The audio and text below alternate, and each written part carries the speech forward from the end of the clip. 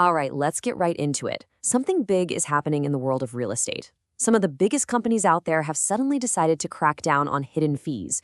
It's this massive, industry-shaking push for transparency. And in this explainer, we're going to break down the one shocking event that basically forced their hand. And it all starts with powerful statements just like this one.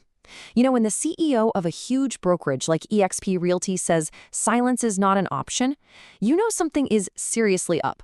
This isn't just some corporate PR line. It's a signal that the old way of doing things might be over. Which brings us right to the main question, right? Why now? We're talking about referral fees, these payments agents have to make to big websites just to get connected with a client. They've been part of the background noise for years. So why are the industry's own leaders suddenly demanding clarity? What changed? To really get what happened, you have to look at what these companies are doing. This isn't just talk. We're seeing major players step up and take matters into their own hands, creating their own strict rules and pretty much bypassing the industry's traditional rule makers. The timing here is so important. It was just this past November that companies like eXp Realty and Benchmark Realty dropped these big announcements. They were rolling out brand new, much tougher policies, all focused on one thing: making sure referral fees are disclosed directly to you, the client. So what was the trigger?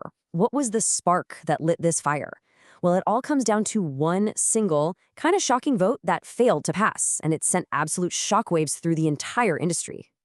See, these companies didn't just wake up one day and decide to do this. No, their new policies are a direct response, a reaction to a failed attempt to change the official rulebook for all realtors, the National Association of Realtors Code of Ethics. Okay, so to understand what went down, you need to know about this group, the NAR delegate body. Just think of them as a big group of representatives from local realtor associations all over the country. They hold the ultimate power to give a thumbs up or a thumbs down to any changes to that national code of ethics that all agents have to follow. And here is where the story takes a wild turn. The NAR's own board of directors, a major leadership group, fully approved this ethics change. They said, yep, let's require broader disclosure of these fees. But then just minutes later, the proposal went to the delegate body for the final sign-off, and they shot it down. And approval was completely flipped on its head in a matter of moments. Just wow. So yeah, that failed vote was the tipping point. With the National Association basically at a dead end on this, individual companies decided they just couldn't wait around. They started to forge their own path forward. Okay, so let's look at eXp Realty. They moved super fast. They rolled out a whole new set of disclosure forms, they're updating all their contracts, and they're even adding a consumer choice form to make sure clients know exactly what their rights are. And this isn't some far-off plan, it's happening right now. Then you have Benchmark Realty, which is down in Tennessee and Kentucky. They took an even tougher stance. Their policy is super simple. Disclose every single referral in writing. No exceptions. And that includes those big online platforms. And just to show you they're not messing around, if an agent fails to disclose, they're terminated. That's a pretty strong reason to be transparent. And this isn't just a few companies going rogue. The momentum is building. The California Association of Realtors, that's a huge, influential organization. They also came out and publicly supported more transparency. And now they're actually changing their official forms to make it easier for all of their members to disclose these fees. So, okay, we've seen all the industry drama, the failed vote, the big corporate reaction. But let's connect the dots here. What does any of this actually mean for someone who's, just trying to buy or sell a house? Why should you care? So let's be really clear about what these referral fees are. You know when you go on a big real estate website and click Contact Agent? Well, that website can turn around and charge that agent a huge fee just for connecting them with you. And we're not talking about a couple of bucks. It can be 30% or even more of the agent's total commission, all before they've even shaken your hand. This quote here from the CEO of Next Home, James Dwiggins, really pulls it all together. He spells it out perfectly. He says, these changes are happening for two reasons. One, that failed NAR vote we just talked about, and two, new lawsuits that are specifically going after these referral fees. So the industry is feeling the heat from the inside and from the outside.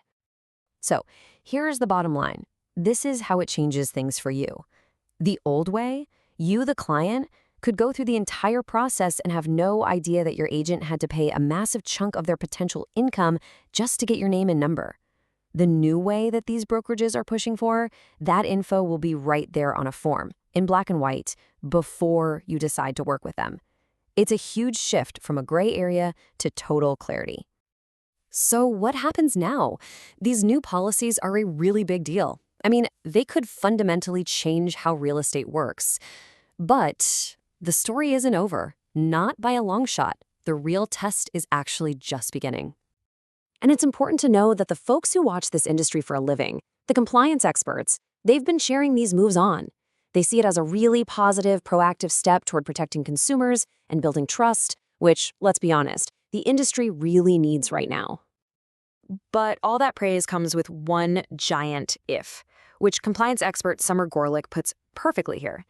She basically says, look, new policies and new forms are great. Awesome, I applaud you, but they're only half the equation. You have to actually enforce them. And that right there leaves us with the final, most important question of all. With some brokerages threatening to fire agents and others just rolling out new paperwork, will these new standards of transparency actually stick? Will they be enforced everywhere? Or will they just become another piece of paper in the pile you sign at closing? The industry has made a big move. Now, we just have to watch and see if it actually follows through.